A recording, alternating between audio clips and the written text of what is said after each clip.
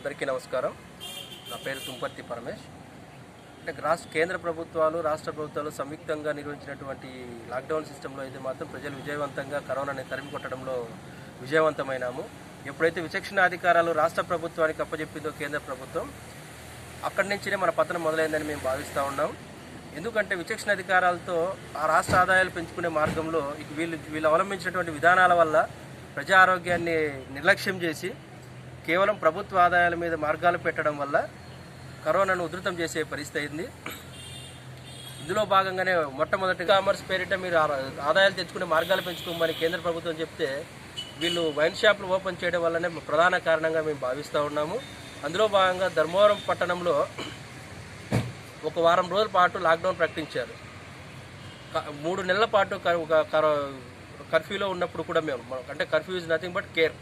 మనం లాక్డౌన్లో ఉన్నప్పటికీ కూడా ఒక్క కేసు నమోదు కానీ ధర్మవరం ఈరోజు రోజుకు 20-30 చొప్పున కేసులు నమోదయ్యేటువంటి పరిస్థితి కనిపిస్తూ ఉంది మనకి.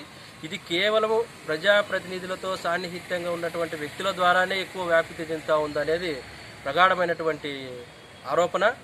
దానికి తోడు ఈరోజు ఒక వారం రోజుల పాటు లాక్డౌన్ అని చెప్తున్నటువంటి మన అధికారులు అయితేనేమి,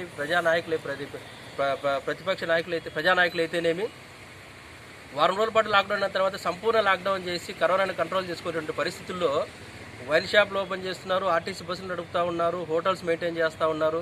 సో ఈ రకంగా పోతే ఎక్కడ మనకు సంపూర్ణమైనటువంటి లాక్డౌన్ ఉంది? నిన్నటికి నేనే తీసుకుంటే దరిదాపుల్లో మనకి 8 నుంచి 10 కేసులు నమోదయ్యేటువంటి పరిస్థితి ఉంది. సో పోను ఏ స్థాయికి పోతుంది అనేటువంటి దీన్ని మనం అంచనా వేయలేకపోతున్నాము. ఇది కేవలము ప్రజాప్రతినిధుల నిర్లక్ష్యము, ప్రభుత్వాల వైఫల్యమని మేము సభాముఖంగా తెలియజేస్తూ ఉన్నాము.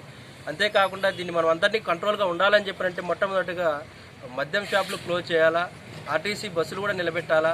తద్వారానే సంపూర్ణ లాక్డౌన్ని మనం నియంత్రించుకోగలిగి కరోనాని నియంత్రించుకోగలమని తెలియజేస్తూ ఉన్నారు.